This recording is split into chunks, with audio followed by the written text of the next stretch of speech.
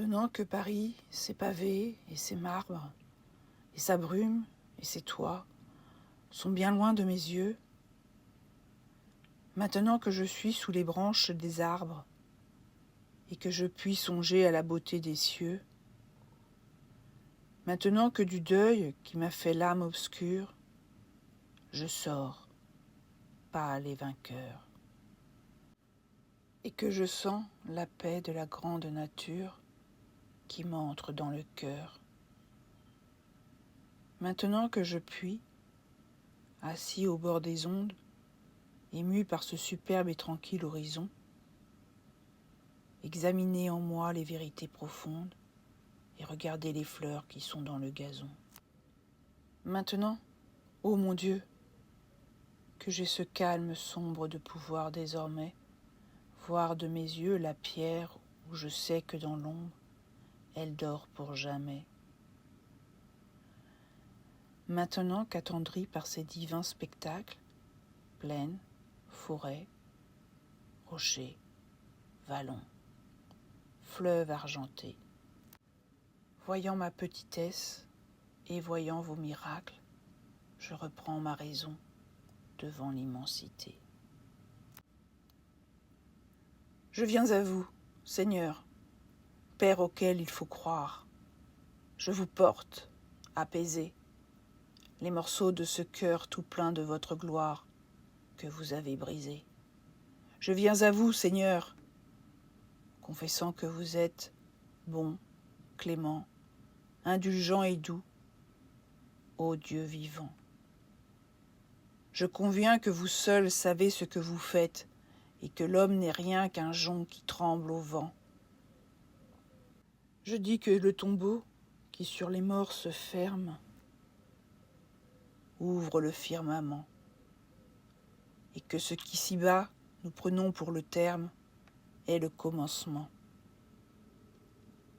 Je conviens à genoux que vous seul, Père auguste, possédez l'infini, le réel, l'absolu.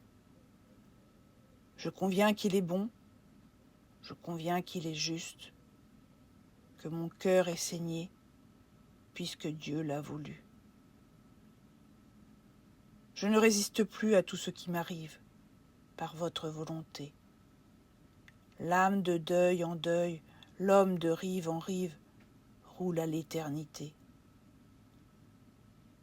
Nous ne voyons jamais qu'un seul côté des choses. L'autre plonge en la nuit d'un mystère effrayant.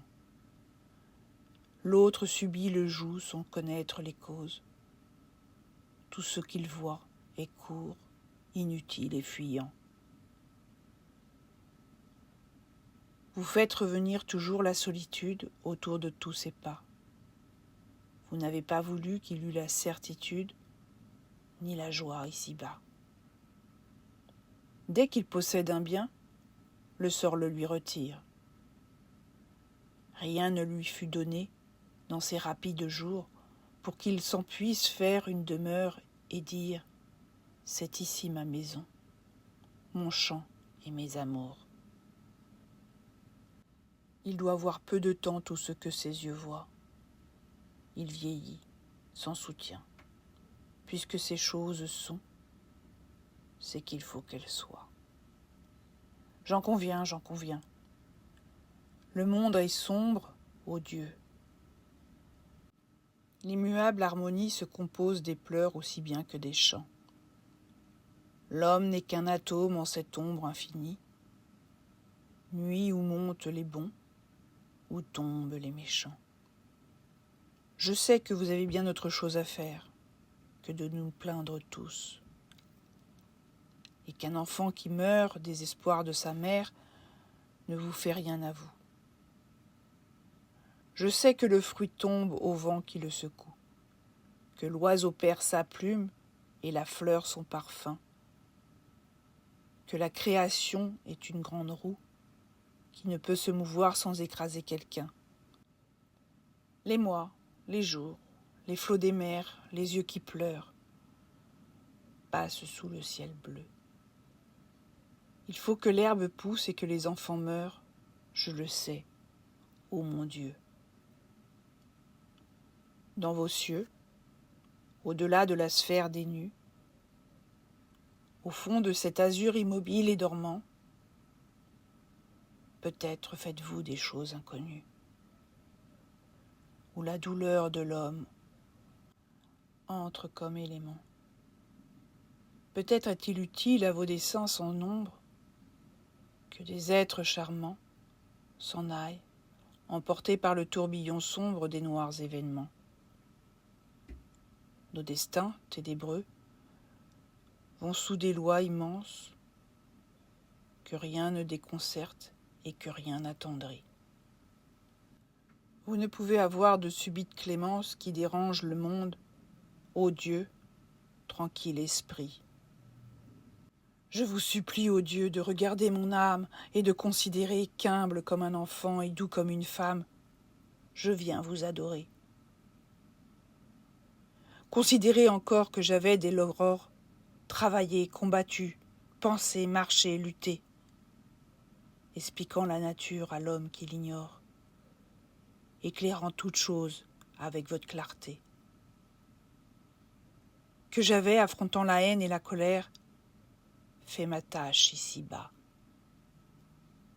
Que je ne pouvais pas m'attendre à ce salaire, que je ne pouvais pas prévoir que, vous aussi, sur ma tête qui ploie, vous appesantiriez votre bras triomphant, et que, vous qui voyez comme j'ai peu de joie, vous me reprendriez si vite mon enfant.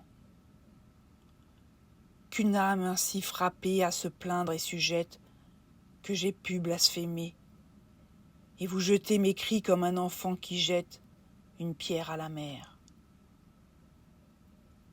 Considérez qu'on doute, ô mon Dieu, quand on souffre, que l'œil qui pleure trop finit par s'aveugler, qu'un être que son deuil plonge au plus noir du gouffre, quand il ne vous voit plus, ne peut vous contempler.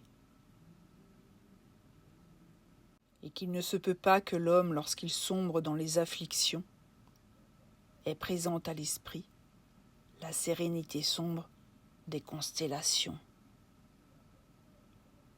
Aujourd'hui, moi qui fus faible comme une mer, je me courbe à vos pieds, devant vos cieux ouverts.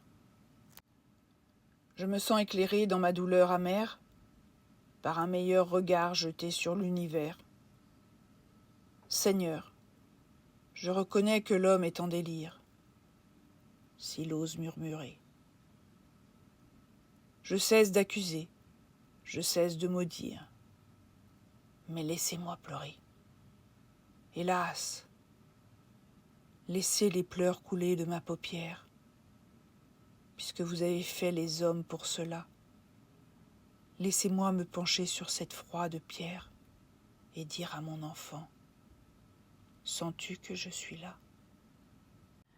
Laissez-moi lui parler, incliné sur ses restes, le soir, quand tout se tait, comme si, dans sa nuit rouvrant ses yeux célestes, cet ange m'écoutait. Hélas, vers le passé tournant un œil d'envie, sans que rien ici-bas puisse m'en consoler, je regarde toujours ce moment de ma vie où je l'ai vu ouvrir son aile et s'envoler. Je verrai cet instant jusqu'à ce que je meure. L'instant, pleurs superflus, où je criais l'enfant que j'avais tout à l'heure. Quoi donc? Je ne l'ai plus? Ne vous irritez pas que je sois de la sorte. Ô mon Dieu, cette plaie a si longtemps saigné. L'angoisse dans mon âme est toujours la plus forte, et mon cœur est soumis, mais n'est pas résigné. Ne vous irritez pas. Front que le deuil réclame, mortel sujet aux pleurs. Il nous est malaisé de retirer notre âme de ces grandes douleurs. Voyez-vous, nos enfants nous sont bien nécessaires, Seigneur. Quand on a vu dans sa vie un matin, au milieu des ennuis, des peines, des misères, et de l'ombre que fait sur nous notre destin, apparaître un enfant, tête chère et sacrée, petit être joyeux, si beau qu'on a cru voir s'ouvrir à son entrée une porte des cieux. Quand on a vu 16 ans de cet autre soi-même croître la grâce aimable et la douce raison, lorsqu'on a reconnu que cet enfant qu'on aime fait le jour dans notre âme et dans notre maison, que c'est la seule joie ici-bas qui persiste de tout ce qu'on rêva, considérer que c'est une chose bien triste de le voir qui s'en va. Wiltke, 4 septembre 1847.